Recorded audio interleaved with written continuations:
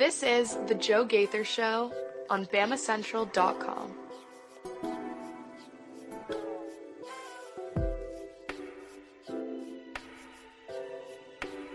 Good afternoon. Good afternoon, Tuscaloosa. How we doing today on a Thursday? It is the Joe Gaither Show on Bama Central, BamaCentral.com. You guys are checking us out on the Bama Central YouTube channel. Lots and lots and lots of content hitting the Bama Central YouTube channel. So if you're looking for any fall camp coverage, you can find it right there, as well as BamaCentral.com. So we are live today on an afternoon after getting off the practice field for the second day in a row. So great to be on the practice field today with about 15, 20 minutes watching the guys get after some blocking dummies, get after some sleds. So we are going to get into it right here on the Joe Gaither Show on Bama Central. We appreciate everybody who is joining us on Spotify, Apple Podcasts, and Amazon, listening to us wherever you find your podcasts. You can join the show by hitting the voicemail line at 205-462-7340, extension 800. You can find us on social media machines at Joe Gaither6, at Bama Central, and of course at MA Woods_. Go ahead and leave us a like, subscribe, rate, review, comment, question, query, or complaint right there on all those platforms. We're going to have a lot of fun today with Mason Woods. We want to first tell you the show is brought to you by Derek Daniel State Farm. You can call Derek for all of your insurance needs, 205-758-3391. Call Derek today for home, life, auto insurance, renter's insurance needs. Oh my gosh, we're at the end of July. Mason, how blessed are we to not be in moving season? But many of our listeners are in moving season across town to a new apartment, going from freshman year dorm to sophomore year apartment. You need renter's insurance. Call Derek Daniel at 205-758-3391 for all of your insurance needs, especially this time of year, your renter's insurance. With that being said, follow Mason at MA_Woods on Twitter machine. Mason, you could have slept in today, but you didn't. You just told me that you were up early. How are we doing today, man? How's the afternoon? No, doing good today. Doing good. It was up early as usual, just kind of the way it is. As you know, I've worked at Home Depot for a while, still going there one day a week, and my body is just built to waking up super early now, and I think it's just the way it is. Every now I did take a little mid morning nap there, right around 10 or so, got me a good little 30 minutes in, and I'm feeling good though. Unfortunately, we'll get to it. We'll talk more about it as we get into the show, I'm sure. But everyone saw Alabama misses out on Tank Jones. He goes on the Pat McAfee show. About an hour ago now, makes his announcement live too. And it was pretty funny. They were in Ohio at the Football Hall of Fame, and Pat McAfee, I watching the segment a few minutes after they get done with Tank Jones, and he's like, man, I really thought this was going to be cool being at the Hall of Fame and everything. Did not think about it being all Ohio State fans here, because they booed him. They booed that poor kid so hard when he got on screen, and they showed Oregon, Texas A&M, and Alabama. I felt terrible for him. I'm sure that he had, a lot of love in his own gymnasium or whatever that he was in doing his announcement. But yeah, that was a tough look. They didn't really think that went through very well. Do you think that he heard the boos, or do you think the feed was the feed good enough because we were at Bama? It seemed like it was okay. I mean, they were conversing back and forth relatively well. There wasn't a ton of kind of, usually there's like a pretty bad delay one way or the other. It wasn't really too bad. So I imagine he at least heard it a little bit, because it definitely came through on the broadcast. Well, we say boo. No, just kidding. Just kidding. I hope you made a great decision for yourself. We'll be paying attention to your career, and maybe we'll catch you in the transfer portal in the next year. I mean, and we still got 5 months, 6 months till the early signing period actually happens, and even after that, you have several months until players still can make decisions. So a lot of things could change between now and then. So Tank Jones committing to the Oregon Ducks midday today, 5-star. That's the top player in the state of Alabama, right? Yes, it was Cedarian Morgan for a while, but Tank Jones took that spot from him. Well, we're doing our own rankings right here on the Joe Gaither Show, and Sedarian Morgan and EJ Crowell are 1 and 2. We'll give you your respect, Tank Jones. You're third. You're the third best player in the state after your decision today. You would have been the state at the top spot had you chosen the Crimson Tide, but we'll bump you down behind Sedarian Morgan and behind EJ Crowell just for our own re-rankings with our crimson-colored glasses. I think that's valid. We were out there today, day number 2 of fall camp. Great to be out there. It was much hotter today, in my opinion, than it was yesterday. Yesterday was fine. Yesterday was warm, of course, warm, but not sweltering. Today was pretty hot, and so the boys got a nice little taste of Alabama late summer. I guess midsummer, really technically. But Alabama summer today, day number 2, still in your spider pads. So helmet, shoulder pads, thigh pads, nothing on the knees. Nobody hits the ground today. But it was great. We were out there for 15, 20 minutes again. You can see the videos right there on BamaCentral's YouTube channel. We got 3 different videos of different position groups. And I imagine the Alabama Crimson Tide communication staff is going to send us an official video here pretty soon. So you can look at yesterday's official video, all kinds of stuff on the BamaCentral YouTube channel. We got to talk to Ryan Grubb. We got to talk to Jeremy Bernard and Parker Brailsford. So the 2 Washington transfers entering their second year here in Tuscaloosa spoke for about 9-10 minutes as well after practice. So it was a good little afternoon. Mason, I know you weren't there. You will be there on Saturday. But just from the onset, what we saw, what are some of the things? Because I've got things that I want to get into, Sure. especially with the 2 position groups that I spent most of my time with. What are some things that stood out to you? And we'll just follow along and go from there. Yeah, I mean, just kind of going off of what you and the group reported here on BamaCentral. I mean, obviously, we didn't really learn anything super revolutionary about the left guard position, with Ryan Grubb kind of just telling us, yeah, it's between Dewberry and Gino there. But I guess we just kind of continue to have confirmation that those are the 2 guys there at the top. Those are the 2 guys competing for that spot. I think we can rule Alausa Lennon out as being one of the starters at that position specifically, probably because it is seemingly down to those 2 guys. Outside of that, I'm excited to get at least a little bit more just content about the quarterbacks. He got to talking about all 3 of them, gave us seemingly, pretty good information on all 3 and kind of what the 3 are succeeding in and what the other guys maybe aren't doing as well as one of the other ones. So, same things yesterday. Nothing that is really changing my, blowing my mind over here, but good stuff nonetheless. Definitely good stuff. And you're right. It's not mind-blowing stuff in the 15, 20 minutes that we're able to see, especially considering that there's not real contact quite yet.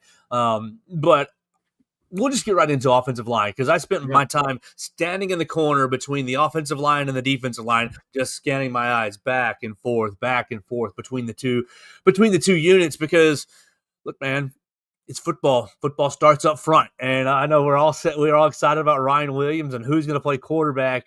It's a game of inches. Yes, absolutely. You got to have the men and the meat up front. We'll go into what you just kind of led us with, Cam Dewberry and Gino Vandermark.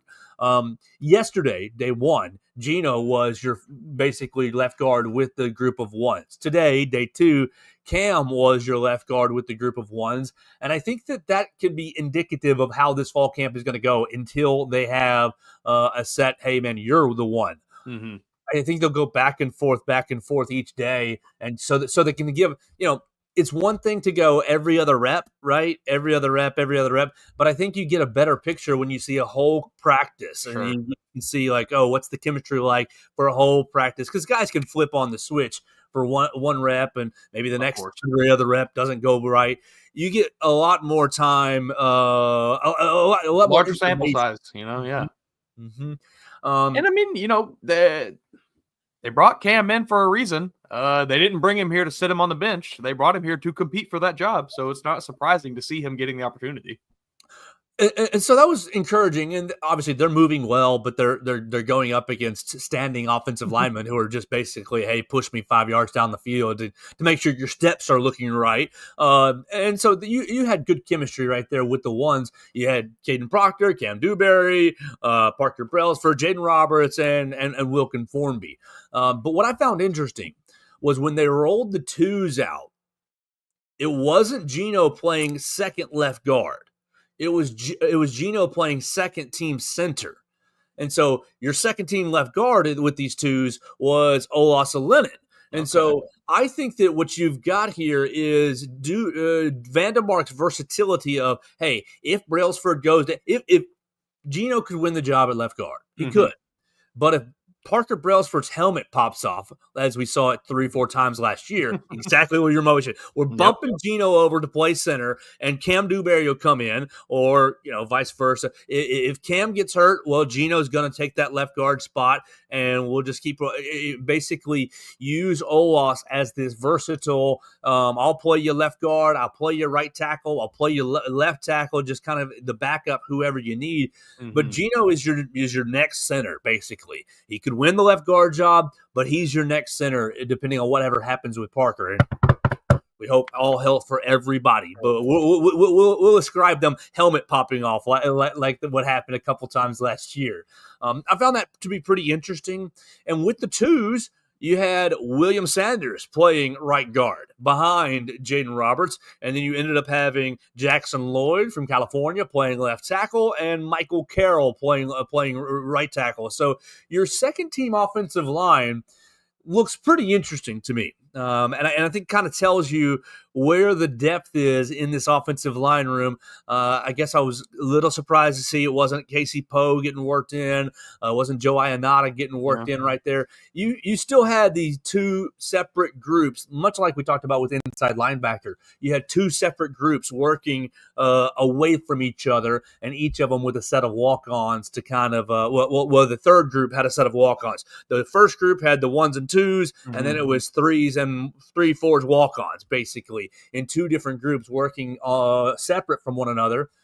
And I think we heard from Ryan Grubb today a little bit why. Ryan Grubb, we were talking about practice, and he was saying it's all about reps. It's reps. We got to maximize the field space. So going back to yesterday, you do have the inside linebackers working in two different groups, and we're a little bit separated by class today, actually. And interestingly enough, Caden Jones goes to the other class, the younger class, and QB Reese moved from the younger class to the older class.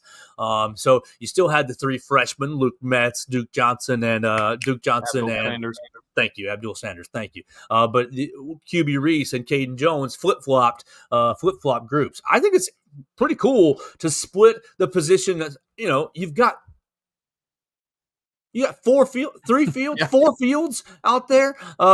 Use the field space, basically, and get these guys going through reps. So you're not standing around watching, Billy Starter go through the reps and the second string and the third string and the fourth string, and we don't have enough time for you to get reps.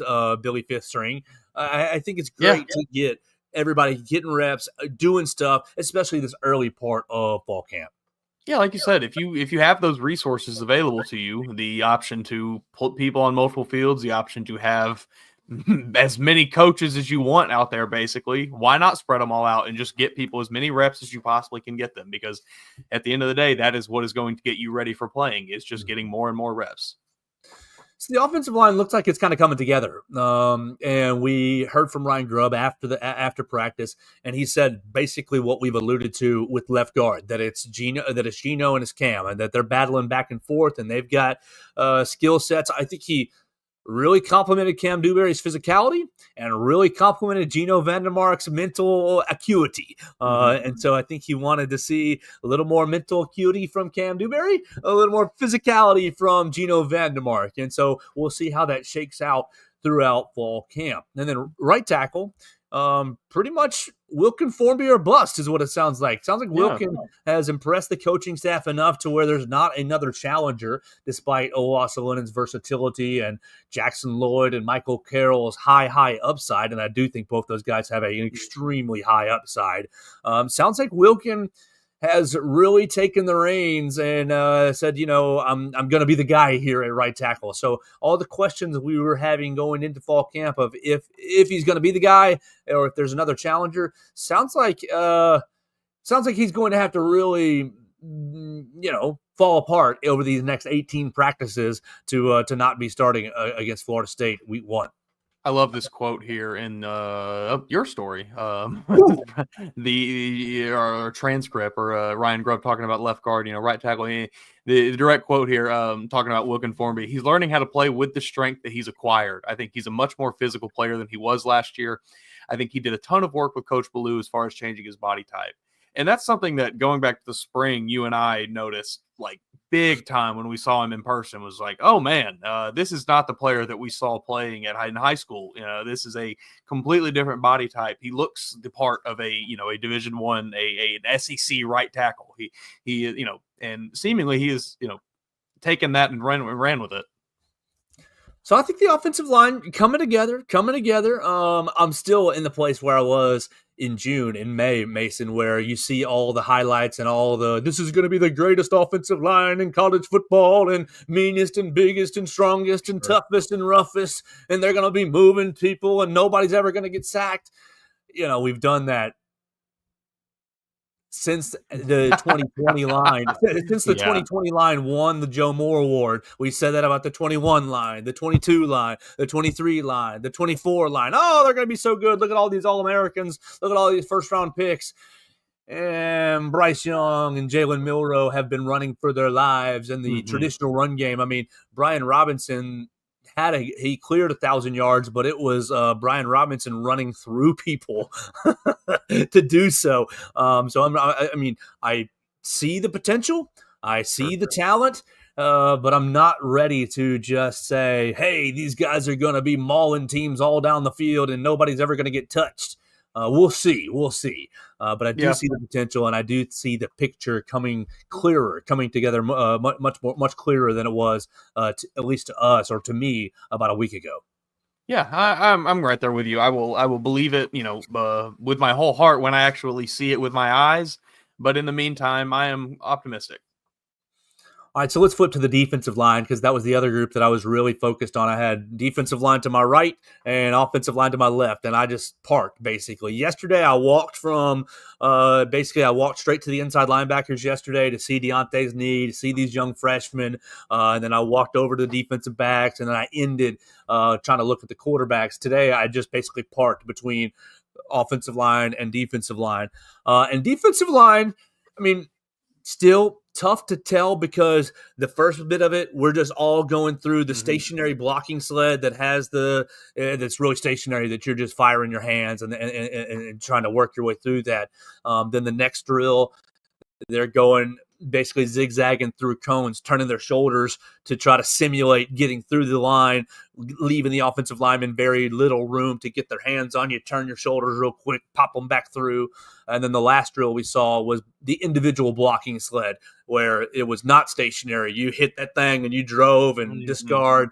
So, I mean, very simple drills, and you can see them on the BamaCentral YouTube channel, but I think you've got some physical SOBs on that group. And two stood out to me that I was not really ready to, that I haven't really given a whole lot of credit to this summer.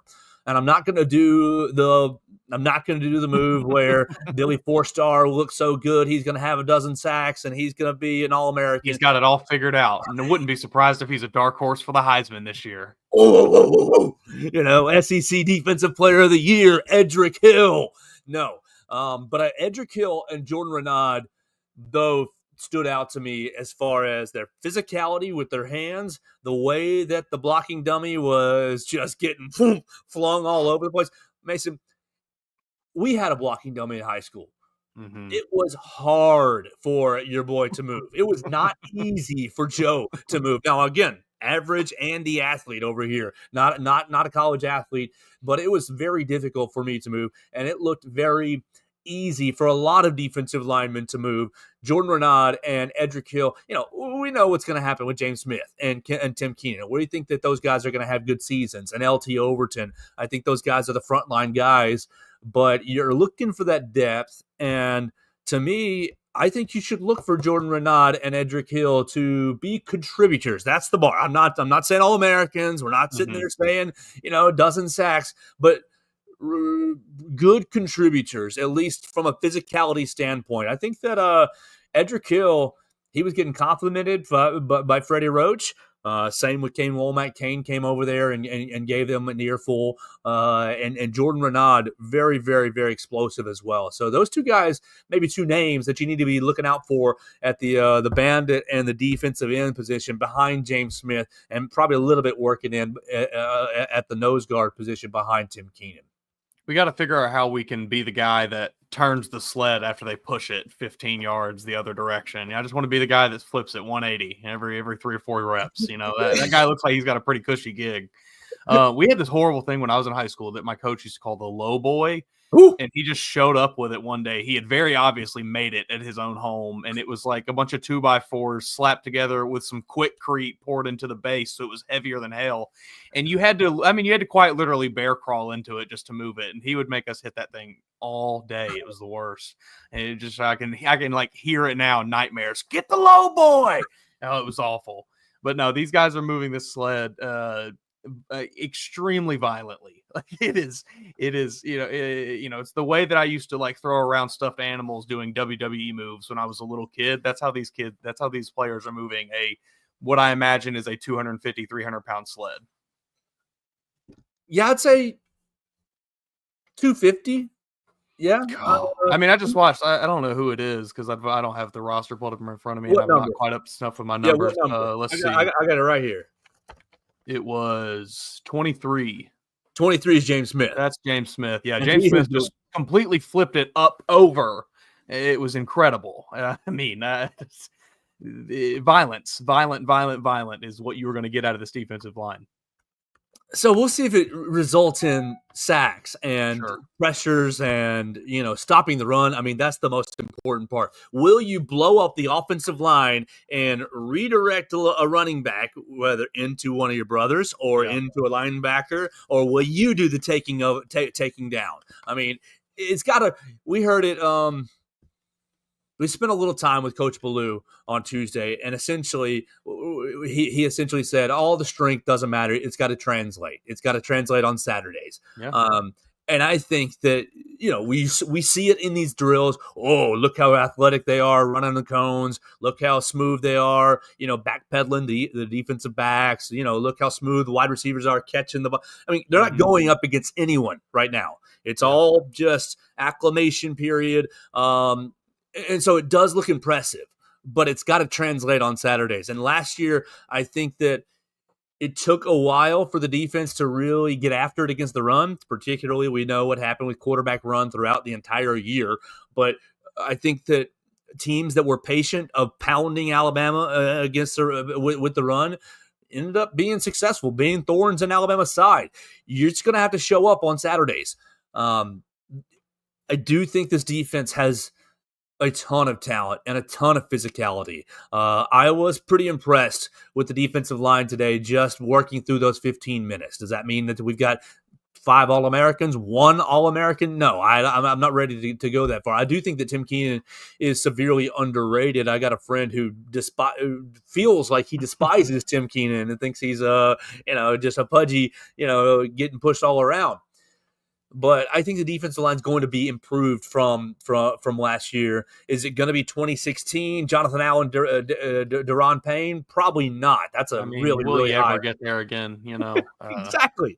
Sean Robinson, Deron Payne, and I'm not sure that you're ever reaching those peaks again. That was special. But I do think that you got a lot of good athletes.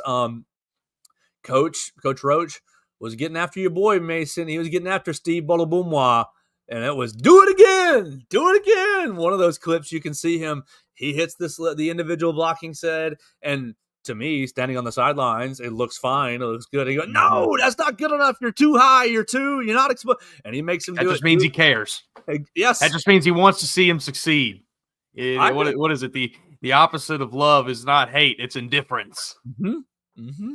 You had Kelby Collins yelling at Bella Boomaw, grab that bleep, grab that mother. And so, like, they're encouraging him. They're definitely giving him some encouragement. It wasn't a you suck kind of a coaching moment. It was kind of a, hey, you can do better. Well, that's not how we do it at Alabama.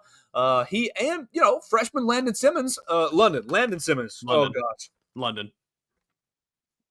Number 90. Yes, London Simmons. Thank you. I'm going to mix that up until I'm going to have to write it 20 times in a story before I get that right. But freshman London Simmons looked explosive as well. But again, it's just against a blocking dummy, and it's just movements. Now, I did like, they're working through these cones and basically turning their shoulders around these cones. I liked Kelby Collins. I liked Jordan Renaud, looking like smooth athletes.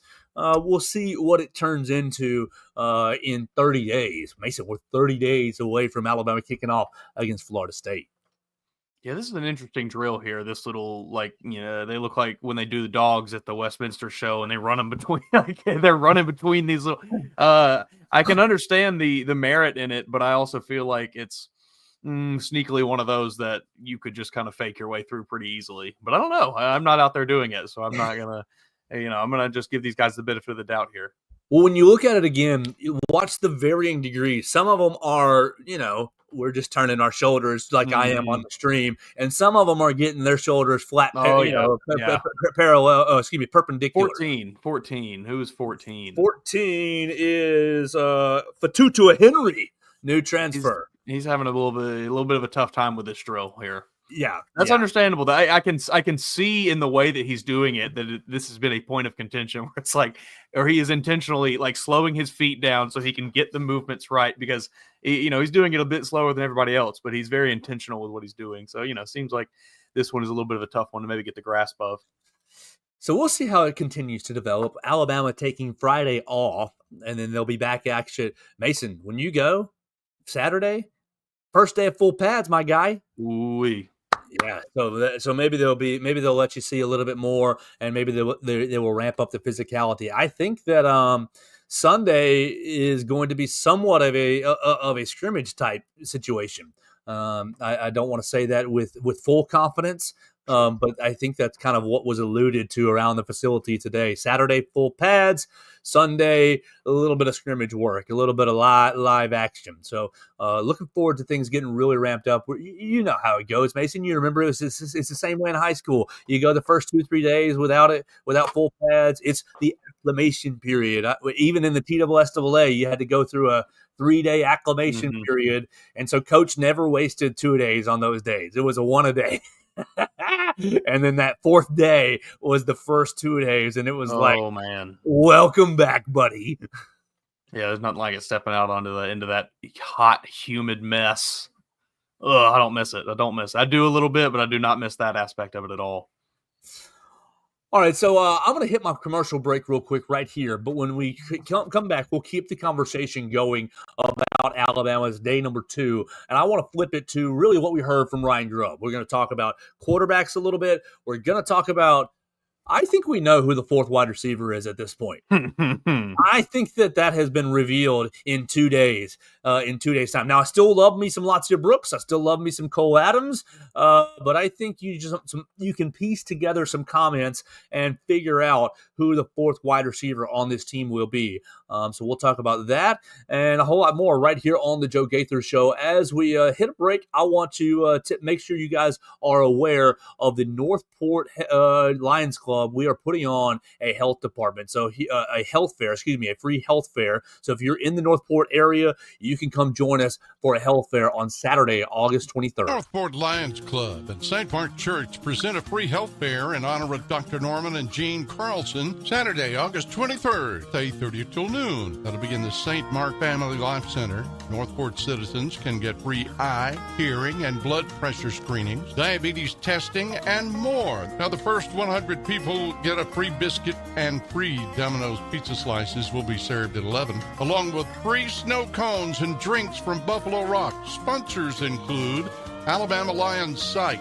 Ascent Audiology, DCEH Regional Medical Center, West Alabama Food Bank, Special Olympics, Northport Police Department, U of A Institute for Rural Health, the Alabama Department of Public Health, and others. A Northport Fire Department truck will be on site, and there will be lots of fun kids' activities. The Northport Lions St. Mark Health Fair. See you Saturday, August 23rd.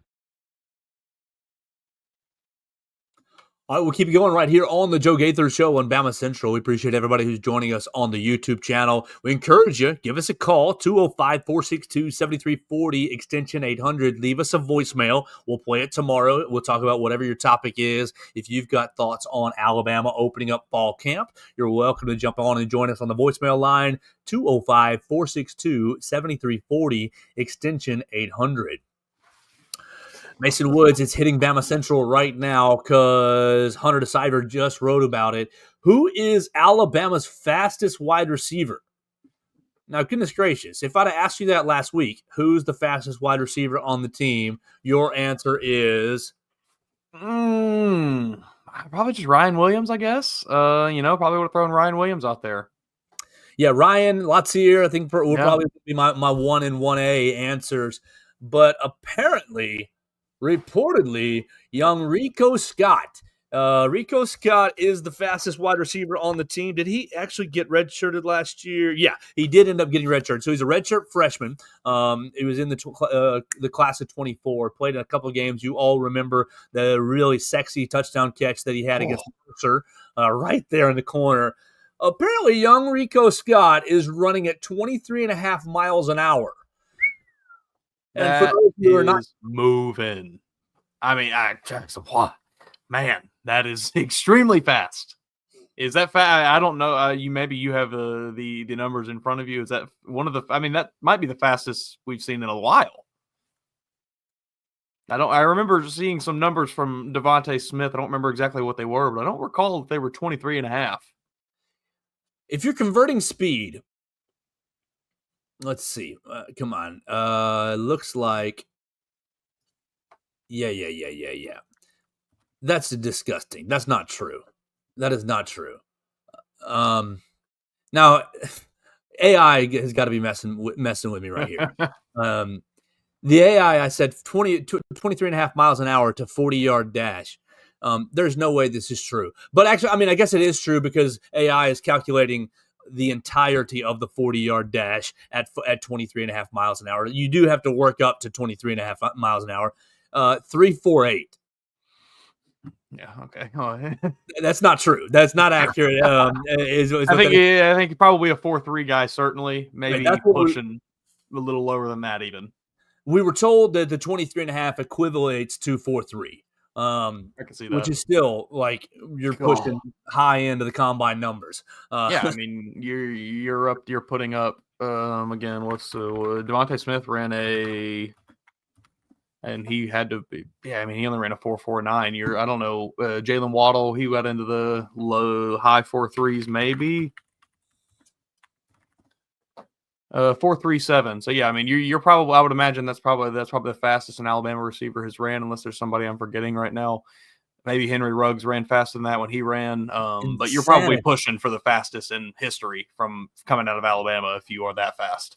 Insanity is what that is, and you piece together that piece of information with comments from Ryan Grubb today about Rico Scott, comments from Jeremy Bernard about Rico Scott, and then come on, we'll do a little social media digging. Instagram. Do you remember? I think it was Ryan. I think it was Jeremy. I think it was Isaiah Horton and Rico Scott, all in a little quad photo of, hey, we're the dudes this year. So it sounds like out. It sounds like the frontline trio already knows that Rico Scott is their fourth man, and that's a bad group right there. Who's covering that group? Not me.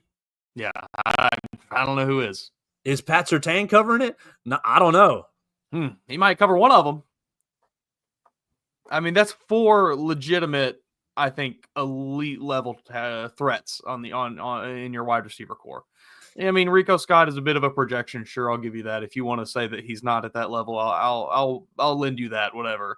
But the other 3 are proven. I think are proven to be elite options for at the wide receiver position. And then you are bringing in a guy who was a highly touted player. We have seen him do a little bit in an Alabama uniform, and the bit we have seen was very impressive.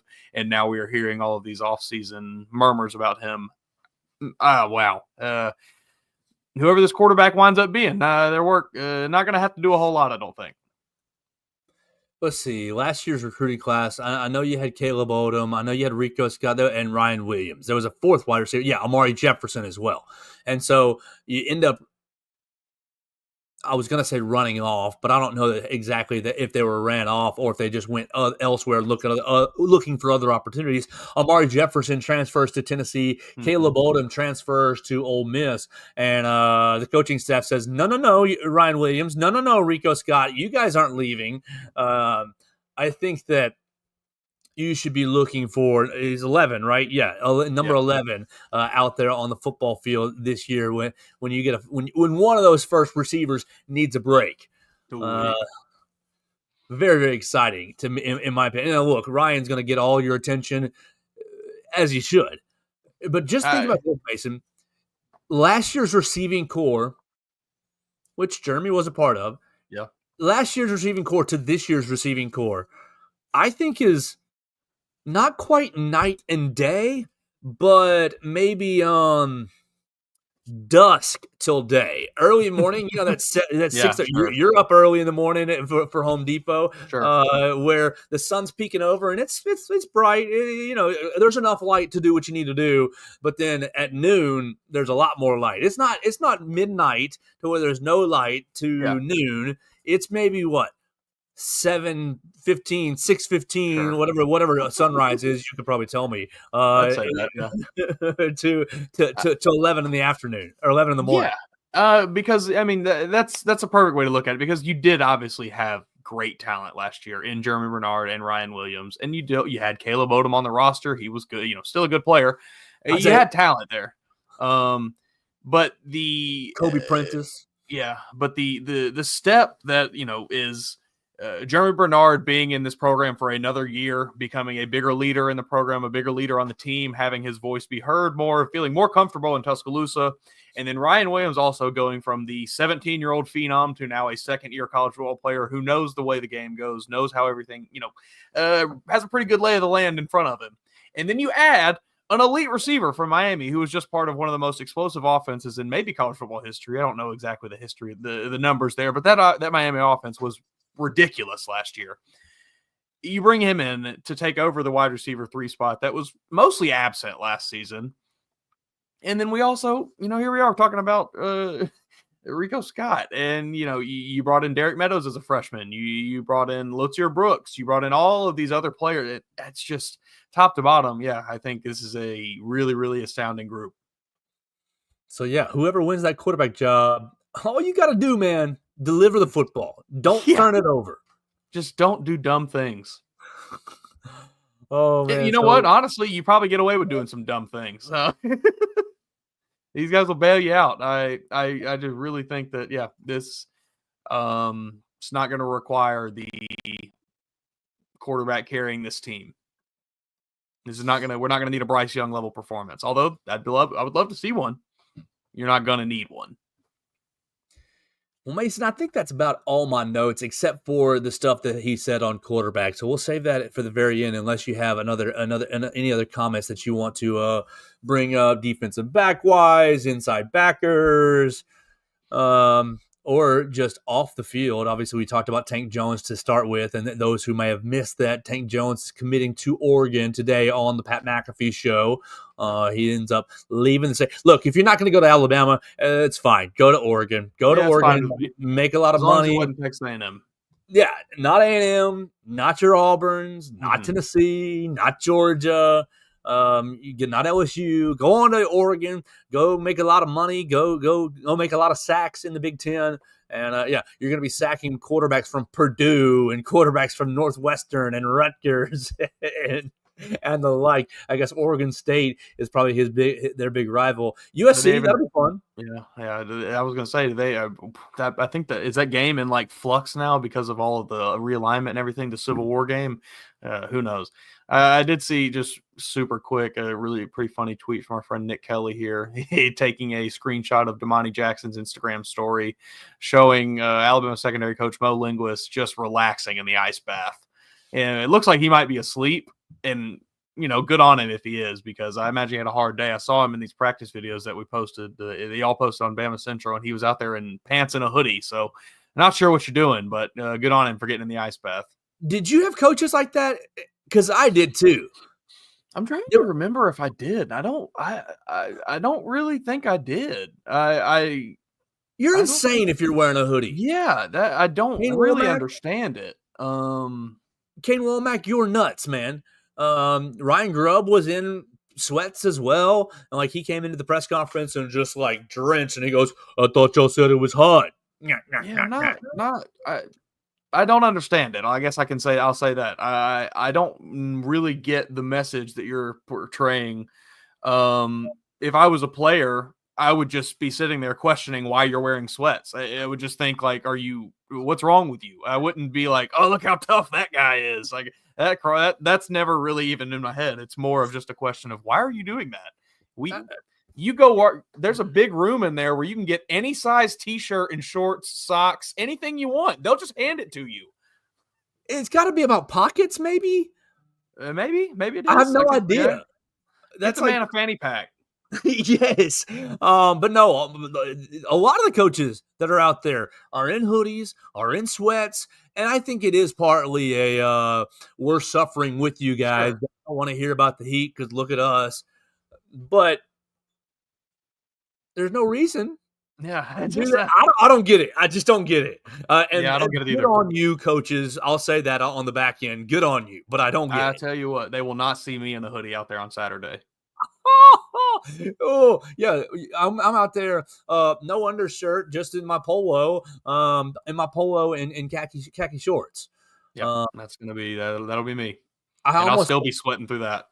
I thought about just being a total jokester today. I've got a basketball like practice jersey that's like mesh. That's like that I wear to the pool sometimes. I thought about being a real wearing that and sandals, flip flops. Even then, I'd probably sweating through that. It's hot. It's just hot. It's hot. Yeah, I will never understand the hoodies and sweats out on the practice field.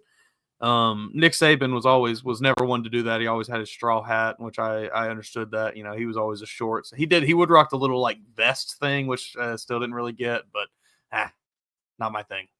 Yeah, when I was writing the practice report up today, I made sure I went over to the weather and went to like AccuWeather or something like that. And it said 88, heat index 107. I was like, that can't be right. I mean, it was hot, but was it 107?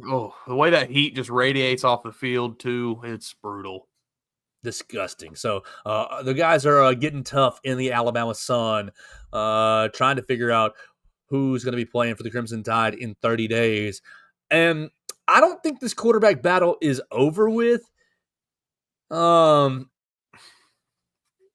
still feel like I just still feel like it's the same thing that I said it was a long time ago, where they're gonna start Tide because they have to, but they don't really want to that bad. Like it still just seems like they're begging Keelan Russell or Austin Mack to take this job from Ty Simpson.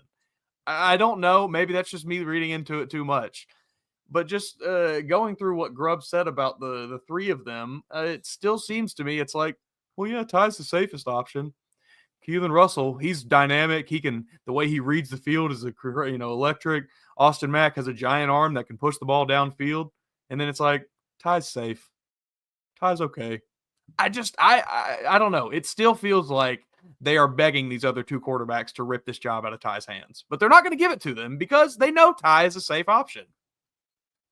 Well, the actual quote about Ty Simpson was, Ty is continuing to show a ton of command. I thought he did a better job today than the other two guys with that, so he continues to progress as a leader. That's your Ty Simpson quote here. They asked they asked why haven't you named him the actual starter yet? Well, he's got to do it every day between now and Florida State. Whoever that person is, they have to come out and show that it's clear to him. That's what this football team needs. And all three of these guys know that. Being able to show up every day and not wavering in and out of the type of player he is, the type of decision maker he is, the inconsistencies that a young quarterback would show or a quarterback that's not ready to start. As long as Ty could do that or one of the other guys, that's going to be the player that's going to start at quarterback. I think you're not far off, but I think it's less of we don't want to start Ty. It's let's see if he messes this thing up before we get there. Like, let's see, let's make sure that let's make sure that his feet are to the fire because we want to test him now. And if he messes this up, if he collapses one day and he blows up at the team because something, and I'm not saying likely, but you have your head hanging between your head hanging down because a couple bad throws or this, that, and the other. I think that they're just trying to put him in all kinds of situations so that they can really figure out what kind of quarterback he's going to be when Alabama goes over to Athens in that fifth week. And I do think that they are also leaving room open for Ty and for Keelan and for Austin to jump forward and seize the job. I think what concerns me, or not even necessarily concerns me, but just what is glaring to me is that in this quote where Grove talked about all three of them, he kind of goes out of his way to praise Keelan and Austin. Keelan's ability to see the field is just his vision, his innate ability to make a play, even potentially when there's not one there, is at a really high level. Austin just has elite arm talent, big guy that's strong and can power through things. I've never heard them say anything like that about Ty Simpson, and I feel like if he had these things, they would have said it at some point about him. All I hear about Ty Simpson is, well, he's got great command. He's he's really good at doing the little things. It's just I don't know. Well, don't you want somebody who can command the offense? All you got to do is put these guys in the right spot. Put these wide receivers in the right place. Yeah, but what's that going to get you when you're playing Georgia, and you need that elite quarterback to make a play for you? Is Ty going to be that guy? What you do is you get in a bunch formation.